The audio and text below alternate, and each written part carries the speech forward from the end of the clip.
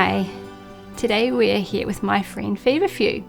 So we're going to be learning all about the wonderful properties and what it can be good for.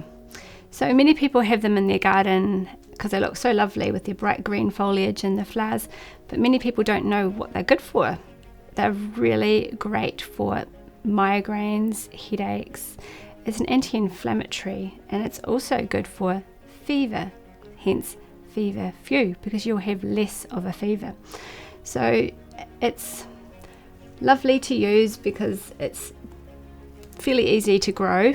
You just break off a leaf, so you might like to break off a few, and you can use it as a tea. So I've got my tea cup here, and it's got a special little bit that goes in. So I've just got some boiled water here just to show you just how simple it is. So it can also be good for toothache and for stomach upsets,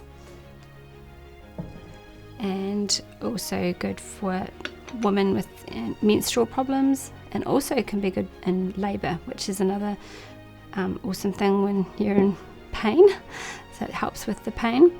We've got some dried here, so it's fairly easy to dry. Obviously you just pick it, pop it in a rack and let it dry, and once it's nice and dry then you would store it. So I've just got a mixture of flowers and the leaves. You can use the flowers as well, but however the leaves are pretty much the mostly used part of the plant.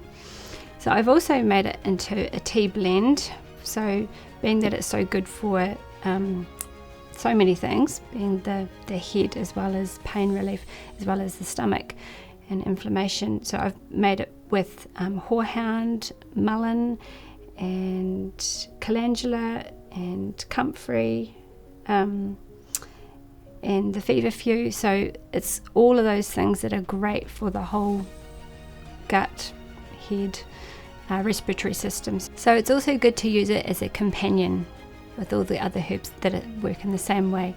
So you don't have to use a fancy cup. You can use any other way of sipping your tea, as long as you use it, because God has given it to us right in our garden, easy to grow. So instead of reaching for those other things that have bad side effects, why don't you try using one of these? Another little thing is you can also put it in a sandwich, like with Marmite or something, instead of using lettuce. It's just another way of getting it down. So why don't you see what you can find in your garden and use what God has given to us.